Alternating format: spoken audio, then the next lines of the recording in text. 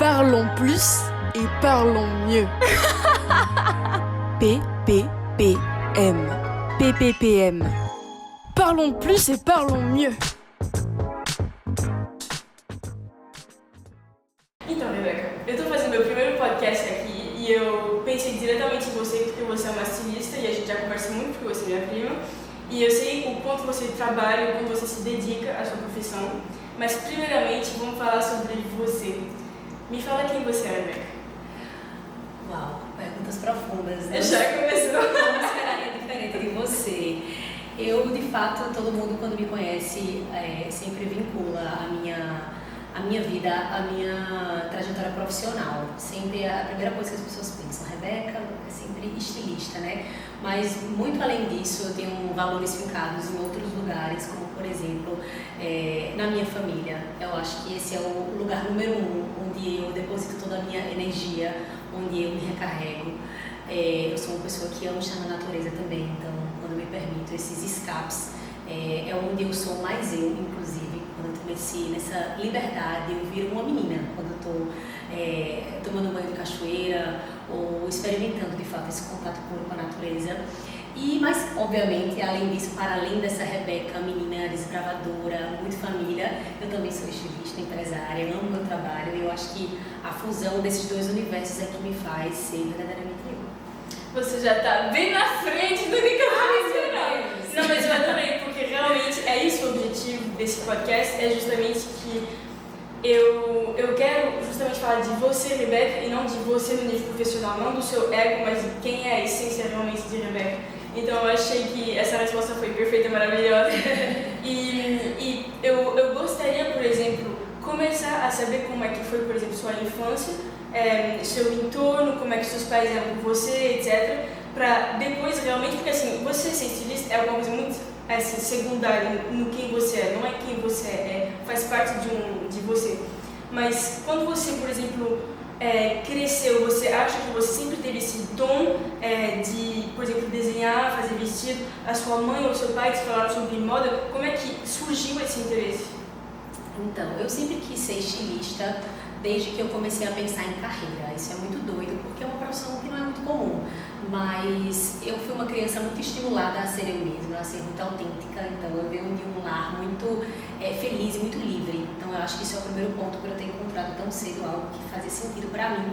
E, muito além disso, dos meus pais terem me permitido explorar isso, né? Porque o que acontece muito é que, normalmente, quando o filho traz uma demanda como essa, de uma profissão um pouco fora da curva, os pais geralmente blindam por medo, de fato, deles sofrerem e se frustrarem. E na minha casa não foi bem assim. Eu fui uma criança muito livre para ser quem eu era desde sempre, em todos os aspectos. Então, quando eu tinha uns 10 anos de idade, eu já falei que eu queria ser estilista.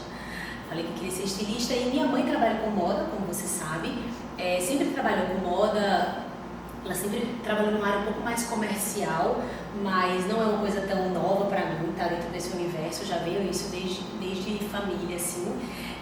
Então acho que todo esse incentivo que eles fizeram a ser eu mesma e trazer à tona os meus gostos e as minhas vontades foi o que de fato fez com que eu conseguisse seguir essa carreira. Você acha que, por exemplo, a sua mãe influenciou a sua vontade de ser estilista? Não acho necessariamente, minha mãe não é estilista, então não tinha necessariamente esse referencial. Eu sempre quis trabalhar com arte, eu sempre fui uma criança muito criativa, eu sou uma pessoa muito criativa, é uma das minhas maiores características. Então, talvez trabalhar com moda, sim, veio através dessa referência, olhando para minha mãe, mas o meu pai, na verdade, que é uma pessoa que sempre me incentivou muito nesse lugar de ser estilista, de fato. Eu acho que dentro dele, ele sempre sentiu que eu tinha esse chamado. É muito doido isso, mas a nossa relação ela é muito assim. Ele pressente um pouco as coisas e elas acabam acontecendo. Então foi uma mistura das duas coisas, de ter uma referência em casa, de uma mulher independente, de uma mulher que buscava a sua liberdade financeira, que se realizava no trabalho, e aí sim, a moda, e um pai que também acreditava muito, né, nas minhas capacidades. Ok, quando você fala que você tem uma relação fusional com seu pai, me descreve um pouco como é isso. Porque de fato ele sempre foi, a gente brinca, né? Ele é meu fã número 1. Hoje meu marido fica querendo concorrer com isso, mas a gente já acordou todo mundo que ele continua sendo fã número 1. Porque, como você sabe, a gente tem essa relação realmente muito forte. Ele me vê para além, assim. Além do que todo mundo vê, vê. E ele acredita tanto nas minhas capacidades que eu acho que eu passo a acreditar mais nelas porque ele acredita. E eu acho que essa é a grande força do ser humano, né? A gente se constrói muito nesse âmbito da esperança, da projeção, isso que traz a força quando a gente já não tem mais força para seguir.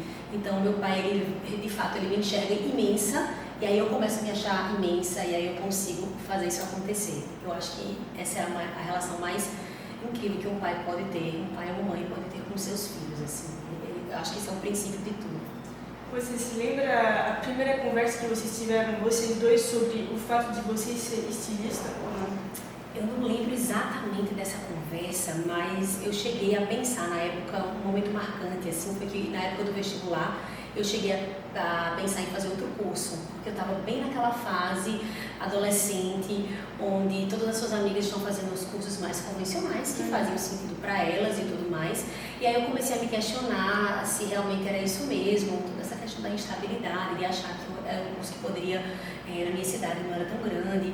E aí eu lembro que nós sentamos nós três e minha mãe é uma pessoa que sempre se preocupou muito comigo no sentido de que eu tivesse de fato essa independência, que eu conseguisse conquistar os meus objetivos. E lembro que na época ela ficou um pouco, e aí, será que a gente vai por esse caminho? E meu pai, que é mais passional, essa pessoa mais emocionada, falou, eu acho que você tem que fazer moda, eu acho que esse é o seu propósito. Então esse é um momento muito marcante. Porém, é muito belo esse jeito do meu pai, é muito lindo, mas eu acho que o mais belo de tudo é o equilíbrio perfeito entre os dois. Eu acho que eles me alimentam em lugares muito diferentes, e aí eu consegui tornar aquilo que era muito emocional, que era a arte, em algo de fato prático e viver disso, né? Literalmente viver a minha vida da minha arte, que é muito raro, muito difícil. Então acho que a fusão das duas coisas é que é o mais legal. E como você falou, as suas amigas estavam mais num aspecto de estudos convencionais, mas você, quando, por exemplo, você teve essa conversa, quando vocês falaram, tá bom, eu quero ser estilista, vou fazer isso mesmo, você teve medo de, por exemplo, ser julgada ou se falar, meu Deus, tipo, se não acontecer, será que eu tenho que ter um backup plan, alguma coisa assim? Então, eu acho que não medo de ser julgada, eu nunca me senti muito assim, eu também dou esse mérito aos meus pais, também acho que fruto da relação saudável que eu tenho com eles. Eu não tinha medo de ser julgada por uma escolha diferente, porque eu sempre fui uma pessoa diferente, mas eu acho que é natural você querer nessa época, quando você está um pouco inseguro com a vida como um todo, você querer pertencer. Então talvez brevemente ali eu tenha tido esse momento, mas assim que eu entrei na faculdade, assim, tudo isso já passou e eu entendi que aquilo ali era o meu propósito. Eu nunca tive medo de não dar certo na moda, eu sempre achei que eu ia fazer meu caminho, porque eu fui ensinada a lutar pelos meus objetivos, independente do que eu fizesse. Assim, minha mãe sempre tem uma coisa muito engraçada, ela fala, se você se determinar a ser GAI, que é uma pessoa que vai à rua, você vai ser a melhor GAI que você pode ser, você vai entregar o seu melhor. Então, acho que não é sobre o que eu estava fazendo em si, mas sobre como eu iria desempenhar. Então, insegurança, assim, nunca foi muito a minha praia, não. Então, você diria que essa confiança você tem dos seus pais? Com certeza. Eu acho que crianças que tiveram uma educação como eu tive tendem a ser crianças com autoconfiança mais bem desenvolvida. Sim. E quando você fala, eu me sentia muito diferente. Em que aspecto? Você se lembra de momentos ou de frases? Ou assim, sempre foi um sentimento que você tinha dentro? O que te faz falar eu era realmente diferente das outras pessoas? Eu acho que também usando a adolescência como referência, porque isso começou a surgir, esse sentimento de que eu era um pouco diferente, quando eu tinha por volta dos meus, talvez, 13, 14 anos, a adolescência mesmo. Eu comecei a perceber coisas simples, como o gosto musical era diferente, a forma como eu gostava de me vestir, claramente, era diferente. Isso sempre foi um grande ponto, assim. Eu gostava de me expressar muito através das coisas, até hoje eu sou assim. E aí quando foi, mas aí nessa fase eu ainda estava meio, sabe quando você está querendo tentar se inserir um pouco mais, você fica transitando entre vários universos. E aí eu fiz um intercâmbio, com 16 anos, eu fui para o Texas morar com a família americana. Meus pais sempre me incentivaram, né, a ir para o mundo. E aí, quando eu fiz esse intercâmbio, eu entrei uma pessoa e eu saí outra pessoa. Eu cheguei lá ainda muito munida desses padrões que eu via perto de mim, apesar de dentro eu já ser realmente, ter esses sentimentos de que aquilo ali não era bem pra mim. E aí quando eu saí um pouco do meu lar e do meu entorno e me permiti estar num lugar onde ninguém me conhecia, eu até brinco que foi lá que eu comprei a minha primeira bota coturno, aquela bota rock and roll, que eu sempre tive uma energia mais alternativa. Então eu cheguei lá com uma bolsinha rosa, fazendo uma analogia, né? E saí com o meu primeiro coturno e uma roupa mais tie-dye, aquela coisa muito diferentona, porque foram 6 meses para que eu realmente descobrisse a minha verdadeira personalidade.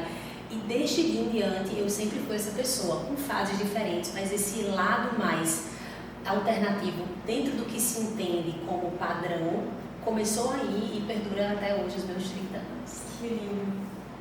É incrível, realmente. Eu acho que intercâmbio é algo que a cada vez que eu falo com uma pessoa, com um amigo, não sei o que me fala que fez um intercâmbio, ele sempre me fala, isso literalmente marcou minha vida, assim, é realmente um ponto que você tem sua vida antes e depois quase do intercâmbio, porque foi tão impactante que as pessoas falam, te abre a mente, você fica super feliz, você aprende um monte de coisas, ou sair de lá totalmente diferente, tudo é muito impressionante. Então você diria que, por exemplo, se você tivesse que dar um conselho para uma pessoa de 16 anos, é fácil o intercâmbio? Com certeza, sem a menor dúvida. Inclusive, para vocês entenderem que nem tudo são flores, nem tudo é fácil. Eu voltei antes do meu intercâmbio, eu ia passar um ano. E eu acabei passando 6 meses apenas porque eu estava frustrada, eu estava com minhas questões, eu estava vivendo esses processos. Então, eu fiz na época parecia que eu tinha tomado uma escolha talvez que não foi tão legal para mim. Assim que eu voltei, que eu comecei a perceber que eu tinha encontrado ali a minha verdadeira essência, que aquilo ali tinha sido uma grande escola, eu só agradeci pela oportunidade de ter ido. Mas durante foi muito difícil, porque toda transformação é difícil. Então não faça o intercâmbio achando que vai ser flores, mas faça o intercâmbio que vai ser o melhor desafio da sua vida. Com certeza. E você sempre teve o objetivo de morar aqui no Brasil a sua vida inteira? Ou você sempre teve o objetivo de ir embora, morar em outro lugar? Eu sempre quis morar fora, então depois desse intercâmbio eu fui para Nova York durante a faculdade, assim, eu era bem novinha, tinha uns 18 anos. Fui para Nova York, que eu sempre amei lá, para fazer um curso de moda, depois voltei, aí eu abri a minha empresa, que a gente vai falar mais sobre isso também.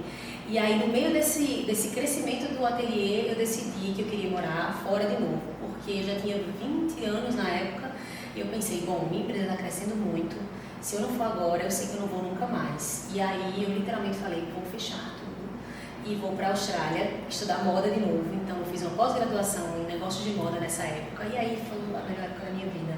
Ali de novo eu me reencontrei e marcou assim profundamente. Eu digo que foi a melhor. É difícil você colocar uma, né? Mas ela está guardada dentro de um espaço muito assim importante.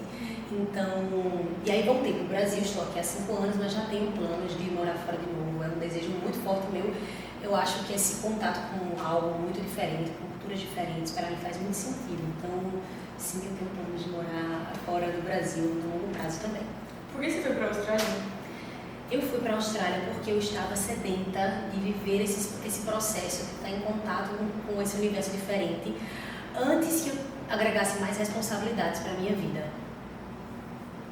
Por que para Austrália? Por que tão longe? Era uma vontade realmente de falar eu quero ir o mais longe possível para descobrir o máximo de mim? Ou era realmente só porque tinha um curso na Austrália e você falou, vamos? Então, na época eu tinha um relacionamento com uma pessoa muito legal e a gente foi juntos. E foi uma escolha um pouco racional. Para fazer sentido para os dois, a gente escolheu a Austrália porque tinha tanta oportunidade de estudo para mim, como de estudo e de trabalho para mim, como para ele também. Então a Austrália não foi para ficar longe de todo mundo. Eu não esperava encontrar na Austrália o que eu de fato encontrei. A Austrália é assim, o lugar do mundo para mim, ainda é o lugar que tem o meu coração. Eu conseguiria me ver hoje, inclusive, morando lá, com certeza, no longo prazo, com certeza, mas a distância, hoje, pensando de forma mais racional, pesa muito para mim, assim. Ela saiu da minha lista de lugares onde eu gostaria de morar de novo, porque eu pensei sobre isso, porque realmente essa distância, que lá atrás era super interessante quando eu era mais nova, hoje, quando eu penso na logística do mundo, eu já não acho que faz tanto sentido. Mas foi realmente uma decisão mais racional. Você diria que você faz mais decisões racionais ou emocionais? Emocionais. Emocionais? Eu sou uma pessoa, eu sou uma mistura. Eu sou uma pessoa muito emocional, muito passional, assim. me deslumbro muito fácil com as coisas, mas ao mesmo tempo eu tenho um pé muito fincado nos meus objetivos. Eu não sou uma pessoa que só me deixa levar pela emoção. Digamos que eu sou uma racional, na trajetória eu sou muito racional, mas no meio do caminho eu vou tendo vários espasmos assim, de momentos de muita emoção. Eu não consigo ser nem só uma coisa, nem só outra. E a vida adulta foi me ensinando a me tornar mais racional e hoje eu valorizo muito isso. Eu não valorizava quando eu era mais nova. Eu não achava que era uma boa característica e hoje eu acho. Porque o aspecto racional te dá a oportunidade de criar um plano concreto para botar seu emocional em prática. Eu concordo com isso, exatamente. Eu acho isso super. Antigamente eu achava que quando você colocava o racional no meio, você tirava o brilho da vida, a espontaneidade. Quando na verdade eu aprendi depois, com o tempo, uma frase que meu marido Marcelo sempre fala, que a intenção tem muito valor. Eu amar você porque você é minha prima já é algo natural para mim. Então não significa que esse amor não seja valioso, mas ele é um amor natural. Eu amar alguém que me fez mal é intencional. Então, se eu consigo intencionar algo, significa que eu abri mão de alguma coisa dentro de mim em função daquilo. Então, eu acho que o racional é muito coberto de intenção. E intenção, para mim, hoje tem muito valor. Como é que você consegue botar esse aspecto do emocional nas suas criações? Meu trabalho ele é 100% emocional, né? Vestidos de noiva, vestidos de festa, ele trabalha com essa parte lúdica. É aí que eu acho que entra muito desse meu lado. Assim, eu não conseguiria trabalhar com algo que não fosse emocional. Isso é verdade. Precisa ser, acima de tudo, emocional. E aí eu vou racionalizar a forma como eu vou fazer. Mas eu ouço histórias de amor o tempo inteiro. Meu trabalho é muito sobre isso, né? Então não tem como eu pensar no vestido que eu desenvolvo sem pensar em colocar a minha emoção. Eu busco me conectar muito com a cliente. Eu sempre começo os meus atendimentos perguntando sobre elas. Eu não quero saber sobre vestido, eu quero saber a expectativa da modelagem, se enfim, é feio ou bonito. Eu começo perguntando: quem é você como noiva? Você sempre sonhou em casar? Como é um pouco da tua história? E aí, dependendo do temperamento delas, elas vão ser um pouco mais extensas e vão se abrir, a gente já vai conectar, ou então algumas são mais discretas e a gente vai se conectando no meio do caminho. Mas a emoção faz parte do processo do início ao fim. Então você começa com um aspecto psicológico para realmente saber quem é que está na frente de você, para te dar a base da sua inspiração e você realmente fazer bem detalhado o que a pessoa quer. Perfeitamente, isso mesmo. Eu acho que é também por isso que você tem algo de diferente com as outras estilistas nesse meio, porque realmente, como você falou, as pessoas botam tanto racional dentro que você vê que não tem mais nenhum brilho, nenhuma emoção atrás, e aqui você consegue até hoje preservar esse aspecto de eu falo com as minhas clientes, eu sei exatamente quem é que está na minha frente, eu sei o que ela quer, eu sei a história dela, porque um vestido não é só um vestido, vai ser uma parte assim, realmente da vida dela, que vai ser um momento que vai marcar ela assim, para a vida dela, e o vestido é algo que é tão simbólico também, eu não sei, a gente cresceu com isso, com tipo a imagem do vestido de princesa ou de noiva, não sei o que, na nossa cabeça, que é uma grande responsabilidade. Eu acho que tocar nesse aspecto psicológico não poderia ser melhor, assim, a melhor maneira de fazer. Sim. Você já teve experiências ruins com pessoas que não estavam abertas a esse aspecto psicológico, só falaram: Rebeca, você me faz meu vestido que eu não quero conversar com você? Eu acho que não nesse sentido. Eu nunca tive alguém que se fechou a esse ponto. Como eu falei, tem temperamentos diferentes. Algumas pessoas são mais discretas e preferem não entrar tanto, mas no fim das contas não tem como se aprofundar, nem que seja um pouquinho, porque são muitos encontros. A gente passa um ano inteiro se encontrando, né, durante vários meses. Então, de um jeito ou de outro, acaba entrando um pouco mais. Mas eu nunca tive alguém me barrando nesse nível, não. Eu acho que eu faço uma leitura muito, muito legal da pessoa. Eu tento não ser invasiva, eu não gosto disso nas relações pessoais como um todo. Então, se eu sinto que a pessoa tem um temperamento mais discreto, eu vou tentar ir por essa linha. Mas, no geral, elas são bem abertas. Como é que você gerencia, porque eu sei que você tem TDAH, né? Sim. Como é que você, porque assim, eu sei que você está sempre super ocupada, mexendo com tudo, ligar para não sei o que, blá blá blá. É tanto assim, estresse, mas assim, tanto trabalho, tanta organização que precisa, que como é que, primeiramente, você consegue pegar a decisão entre, essa decisão eu vou escolher tipo o meu emocional, essa decisão eu vou escolher o racional, E como é que com o seu TDAH você consegue gerenciar tudo isso? Pergunta maravilhosa, eu não consigo. A verdade é essa, o TDAH ele é assim, grande parte da minha vida. Dita muitas regras do jogo da vida de Rebeca, porque é uma condição que, muito diferente do que muitas pessoas pensam, hoje dá uma moda, né, do TDAH, né? Eu acho que eles entrou numa coisa um pouco comercial, mas eu que nasci assim, que a única forma de você ter TDAH, inclusive, é quando você nasce com ele, você não desenvolve durante a sua vida. Eu nasci assim, então eu sei na pele, desde muito pequenininha, o ônus e o bônus, porque obviamente existe todo um lado positivo também. A pessoa que tem TDAH, ela é extremamente criativa, ela é exatamente como eu sou, extremamente criativa, muito lúdica, ela tem esse olhar assim, muito positivo para o mundo, e eu sou muito essa pessoa, e Marcelo também sempre fala para mim, para que eu não acabe minando isso dentro de mim, pela raiva que eu sinto das coisas negativas. É muito difícil, mas eu, obviamente, falando de uma parte mais prática, faço terapia, eu faço também acompanhamento psiquiátrico, para tentar entender, mas o que, assim, pensando no dia a dia, no que vai além, eu tento me minar de ferramentas. Eu acho que se eu não tiver ferramentas organizacionais dentro da minha vida, realmente as coisas ficam muito caóticas. Então, toda a minha empresa, ela segue hoje um fluxo de organização para que as coisas funcionem. O engraçado é que, apesar de eu ser uma pessoa que tem muita dificuldade de organizar os meus pensamentos, eu amo me planejar, eu amo me organizar. O Notion, por exemplo, é a ferramenta que a gente usa dentro da minha empresa. E eu acho assim, foi transformador. E eu que trouxe isso para dentro. Eu sempre trago forma de a gente tentar colocar isso em prática. Apesar da dificuldade que eu tenho, que normalmente ela é mais mental mesmo, dentro da minha própria cabeça, digamos. Mas para um conselho para alguém que tem um conselho para alguém que tem TDAH e está precisando se organizar, e está precisando fazer acontecer, de fato, buscar uma ferramenta como essa. Já comece com isso, nem que seja de forma básica, organizando coisas do seu cotidiano, do seu dia a dia. Depois que entra na sua vida, você vê que fica muito fluido o processo. Parecia uma coisa muito distante, daqui a pouco quando você vê, você não sabe mais viver sem isso. Hoje eu sou assim com minha agenda, eu não sei viver sem ela. Então, só o aplicativo Notion foi suficiente para realmente botar organização na sua vida? Assim? Organizou assim 90%. Eu uso tanto para o pessoal como para o profissional. Minhas finanças eu coloco no Notion, a organização da minha agenda eu coloco no Notion, e toda a equipe, que é uma equipe robusta hoje em dia, eu tenho um processo muito grande, tudo é feito no Notion e funciona maravilhosamente. Que massa! Eu tenho esse negócio também, eu tive uma época da minha vida, por exemplo, onde eu estava super determinada e realmente, assim, cada minuto da minha vida estava calculada, tipo, 7h37 vou fazer tal, 8h32 vou começar tal, não sei o quê. Você acha que você conseguiu achar uma boa balança com eu estou programando minha vida e também eu estou vivendo minha vida, porque tem também a parte muito robótica, tipo, muito máquina, tipo, tal, eu preciso seguir isso nessa ordem e essa hora, etc.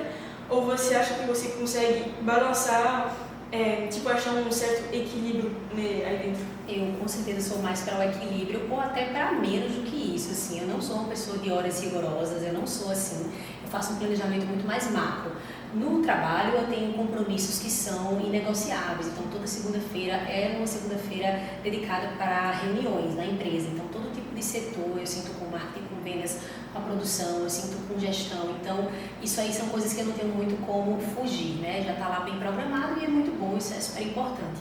Mas na minha vida como um todo, eu tenho uma agenda muito flexível, né? Eu sou dona da minha própria empresa, então isso de ter um horário livre para mim é importante. Eu não gosto de coisas milimetricamente programadas, eu gosto de ter um mínimo de liberdade. Então, eu teria dificuldade, eu acho, de trabalhar, por exemplo, para alguém onde eu tivesse que cumprir prazos muito apertadinhos, por conta do meu jeito, de fato, de pensar, como eu lido com os meus compromissos, assim. Então, eu não sou tão a favor de algo tão disciplinado para mim, mas eu acho que isso é muito relativo. Eu acho que isso vai muito do funcionamento da cabeça de cada um. Não acho que existe fórmula, acho que existe você se autoconhecer. Quando você fala, por exemplo, TDAH, na minha mente tudo é muito assim desorganizado, mas eu consigo me organizar com as coisas assim concretas da vida. Quando, por exemplo, você tem uma inspiração ou algo do tipo, o que você faz? Você pega o seu telefone para anotar, você pega uma folha, ou você guarda tudo na sua cabeça e depois você bota no papel? Boa pergunta também. Eu não esqueço, geralmente, eu acho, de inspiração. Eu não sou de ter surtos de inspiração com tanta frequência. Eu acho que talvez eu esqueça no meio do caminho, talvez eu não seja tão apegada, na verdade, a isso. Eu sempre penso que a inspiração, ela vem. Se for algo muito extraordinário, talvez eu mande uma mensagem para a Luana, que trabalha comigo nessa parte de estilo, e fale alguma ideia que eu tenha. Mas, no geral, eu acho que eu deixo mais fluido. Eu tenho esse jeito, sabe? Ela vai vir de novo para mim. Eu sou um pouco desapegada com isso. Eu não sou tão rigorosa comigo mesma. Eu acho que isso é talvez uma característica minha. E aí, como eu falei, isso traz um lado muito positivo, porque acho que as coisas são muito fluidas para mim, elas não são pesadas. E ao mesmo tempo, quando eu preciso de um pouco mais de disciplina, que é maravilhoso também, eu não consigo ter. Então, como eu falei, é sempre essa busca desse equilíbrio. Qual foi a melhor experiência que você teve nesse ramo de ser estilista? Deus, que pergunta também difícil. A melhor experiência para mim, até hoje, sempre celebrar as conquistas com a minha equipe.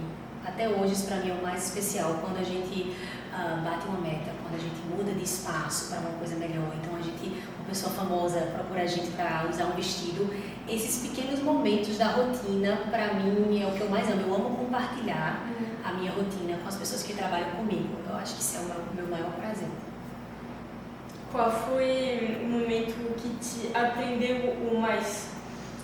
O momento foi esse ano. Esse ano, no meu aniversário de 30 anos, que foi em janeiro, foi um dia muito difícil. Eu chorei muito nesse dia, porque a gente tinha vindo de um mês de dezembro de vendas muito difícil.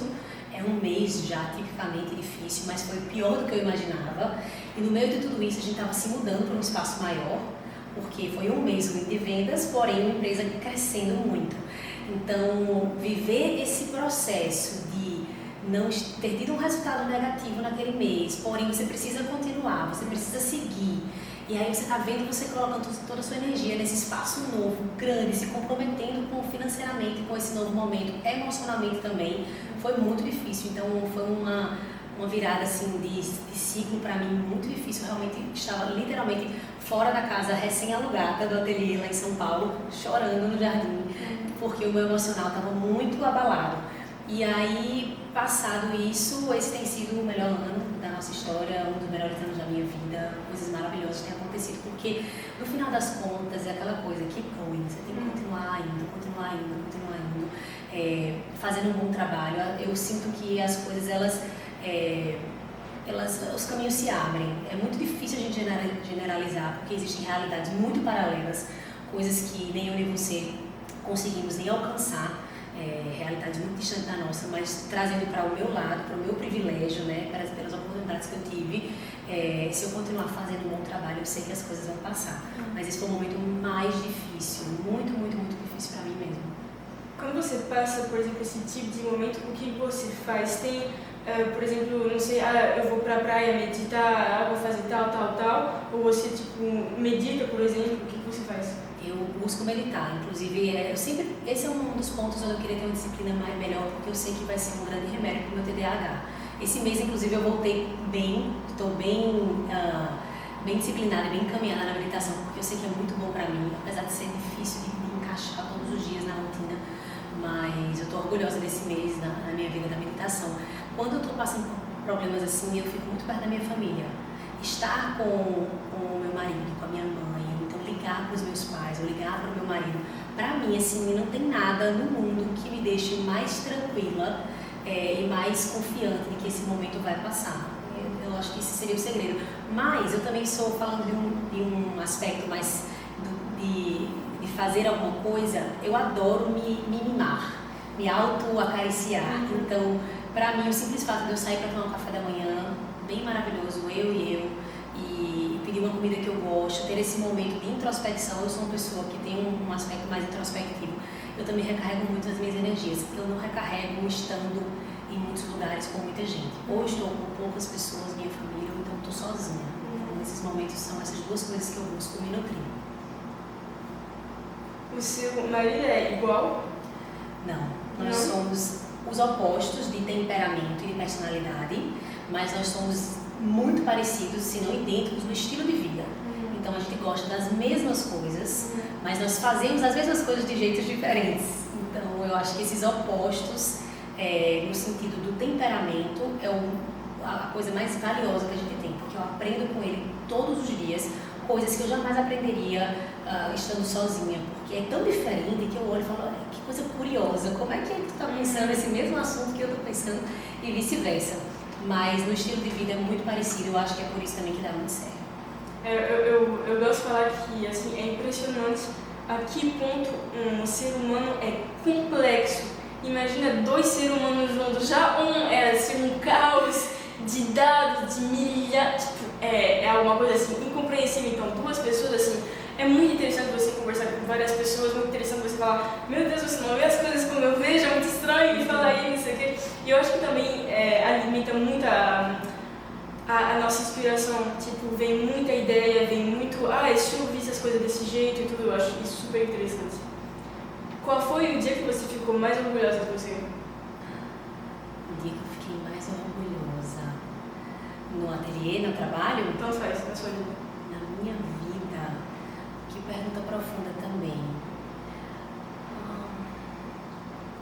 Eu não sou uma pessoa engraçada, eu não sou uma pessoa de o dia, o momento, aquela, sabe? Mas acho que a coisa que eu tenho mais orgulho, talvez, na minha vida, como um todo, são os meus valores. Eu acho que eu sou uma pessoa que eu sou humilde e eu acho isso muito legal no outro, busco ser assim e eu quero carregar isso muito comigo. Então eu tenho muito orgulho de ser uma pessoa que está num momento de crescimento, de expansão muito grande, mas não perder a minha essência, que é essencialmente humilde. Então acho que eu diria que isso é uma coisa que eu me orgulho muito. Você diria que o seu maior valor é a humildade? Eu acho que é uma das coisas que eu vejo de maior valor. Eu acho que eu também sou uma pessoa muito positiva, então eu sou a pessoa que vê o copo meio cheio. Tem quem vê o copo meio vazio e tem quem vê o meio cheio. Eu sou a pessoa do copo meio cheio, sou uma pessoa que busco ser leve na convivência, tento olhar para os problemas de uma forma um pouco mais tranquila também, não problematizar ainda mais o que já está difícil.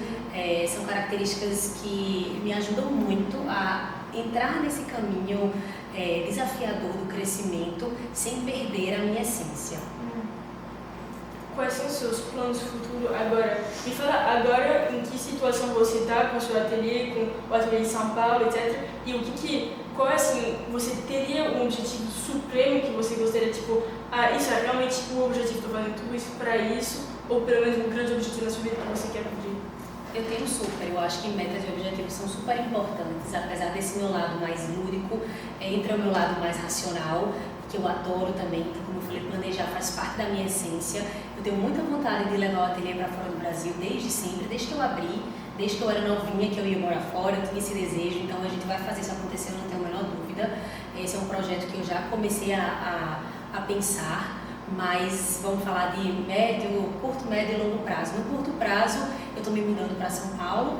Hoje em dia, faz 2 anos que eu fico indo e voltando todos os meses, então é bem cansativo. E o meu trabalho é 99% lá em São Paulo. As minhas clientes são a grande maioria, se não todas, de lá. E em João Pessoa eu ainda tenho um ateliê, porém não vamos fechar, que algumas pessoas perguntam isso, porque a nossa produção em João Pessoa ela é muito forte. Então existe um valor muito grande dentro da minha marca, que é de ter os produtos feitos aqui na Paraíba, que é uma mão de obra muito especial, muito talentosa. Eu acho que tem um gostinho diferente do que a gente encontra em São Paulo, que é uma coisa mais indústria. Então a nossa produção de João Pessoa ela é responsável por criar todas as coleções do ateliê, então os vestidos que são feitos para além das clientes.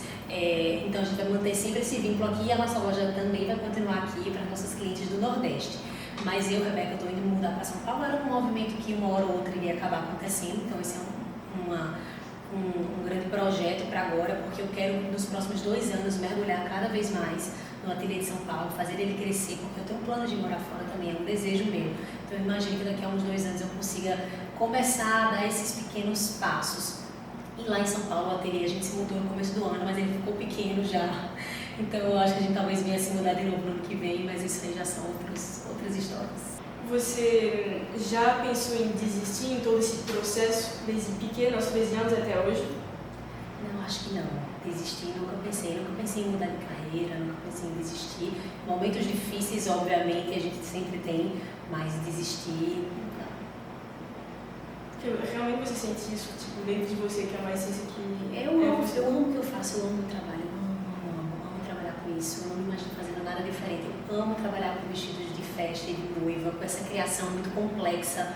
Eu não tenho condições de criar roupas assim, sabe, simples, porque eu não sou simples, as minhas ideias não são simples, a forma como eu penso não é simples, ela é um grande emaranhado e poder fazer uma peça que exige tanto detalhe me realiza muito. Então eu não penso em desistir, amo demais e desejo que todo mundo possa encontrar o que eu encontrei no meu trabalho em algum lugar, que não seja no trabalho, mas em algum lugar da sua vida, alguém possa ter esse tipo de encontro que eu tive, porque é um grande privilégio.